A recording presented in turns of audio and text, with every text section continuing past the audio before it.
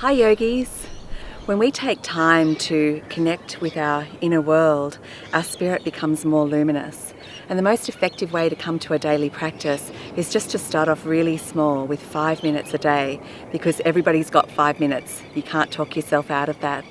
And so in this 5-minute practice, we start to focus on the breath.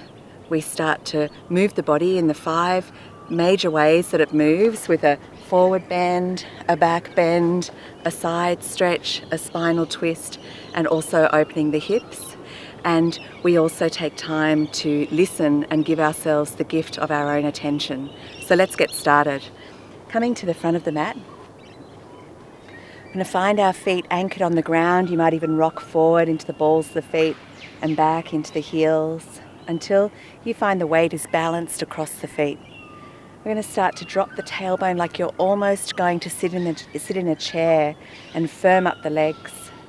Let's send the fingertips down towards the earth, dropping the shoulders as you lift tall into the crown of the head and begin to focus on the breath. You might even start to deepen the breath, going a little deeper into the bottom of the exhale so the lower belly draws in. A little higher into the top of the inhale with the shoulders drawing down.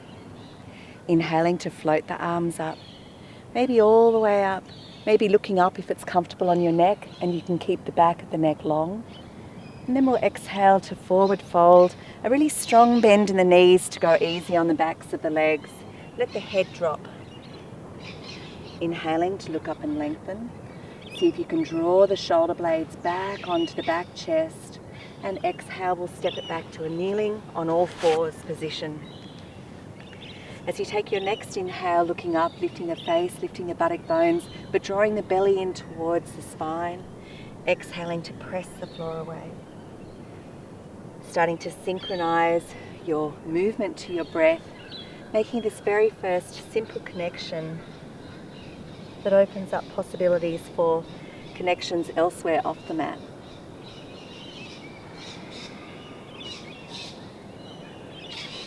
And then from the next down cat, which is chin to chest, we're going to come back to child's pose.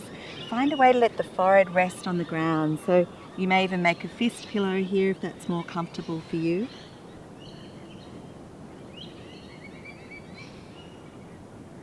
On the next inhale, coming up to all fours. And we're going to exhale and draw the belly in. Inhaling to send that left heel back, so the ball of the foot could be to the floor or the heel could be lifted up in line with the buttock. And as you exhale, bringing the knee into the nose.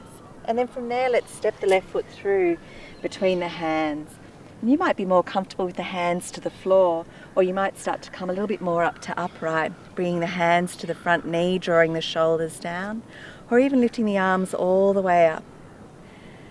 So drawing the belly away from the front thigh to find a fullness through the lower back. Let's take a twist now. So we'll take the left hand to the knee, whether you're down on the ground or up high like me. We'll take the right hand a little further outside towards the edge of the mat. Let's turn the left toes out and come into a twist. I've got the back toes tucked under to keep the back thigh rolling in. I'm going to start to work this top arm towards straight, or I may even take that top arm high, letting the arm be an expression of the opening of the chest. Push the ground away with this standing hand. And on the next exhale, let's release. We're going to come back to bring this front foot back towards the back of the mat. So you may like to swing that shin around for balance. And we're going to stack this bottom wrist underneath the shoulder and start to come into a side stretch, drawing the belly in, filling out through the lower back. Maybe the hand stays to the hip, or you might raise it high or even turn the palm towards the front of the mat and arc the arm over the head. Chin draws into the armpit. Let's take one more breath here. And on the next exhale, coming back to an all fours position once more. Inhaling to look up. You might like to stay here, or a little bend in the elbows, drawing the elbows right back behind the wrists, shoulders drawing up and back. And then from here, coming into a puppy dog. So we'll keep the hips above the knees, walk the hands forward, maybe the forearms come to the ground, or you might come all the way to bring the arms to straight, forehead rests on the ground. So make sure your hips are stacked right above your knees, so the spine's got somewhere to lengthen from, with the pelvis anchored. On the next inhale, walking the hands back up. We're going to come to the second side now, so let's send that right heel back, ball of the foot to the floor or heel lifted. And as you exhale, bring the knee in towards the nose. And let's step the right foot through now, coming to kneeling lunge this second side. So you may like to keep your fingertips to the ground or start to come a little bit more up to upright, drawing the arms towards straight, belly draws away from the front thigh, or lifting all the way up into kneeling lunge. And now let's take that right hand to the right knee wherever you are, left hand a little further out, left fingers turn out, right toes turn out, and we'll come into a twist, maybe drawing that right arm towards straight.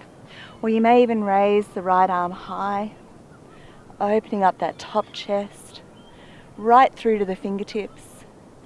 And on the next exhale, let's bring both hands back to the floor. We're going to step this front foot back towards the back of the mat.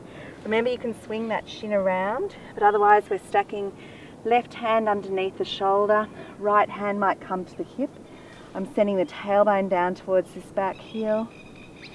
Maybe I'm raising that right arm or turning the palm towards the front of the mat and arcing the arm over the head, chin drawing into the armpit.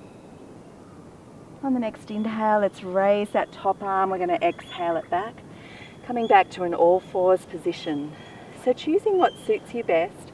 Maybe it's a little inhale to look up, maybe it's a bend in the elbows, back to straight arms, or you might like to scoop through to cobra and either back into child's pose, puppy dog, or even downward facing dog if you're ready. Knees bent, buttock bones high. Let the ears come in line with the upper arms. On the next exhale, let's bring the knees to the floor. We're going to walk the hands back gently towards the back of the mat and start to come into a standing forward fold. Feet are hip distance apart, knees as bent as you need them to be to get a hang in the spine. Maybe even grabbing hold of opposite arms. Let's drop the arms now. We're going to press into the heels and start coming all the way up to standing, the belly's drawing in. As you get towards the top, raise the arms, maybe looking up if it's comfortable for you. And let's bring hands to prayer pose in front of the heart. Coming back to the breath once more. You may even like to take a moment to set an intention here for the day, beginning with the words, I am. Iyengar said, yoga is a light which once lit, never dims. The better the practice, the brighter the flame. Namaste. Thank you.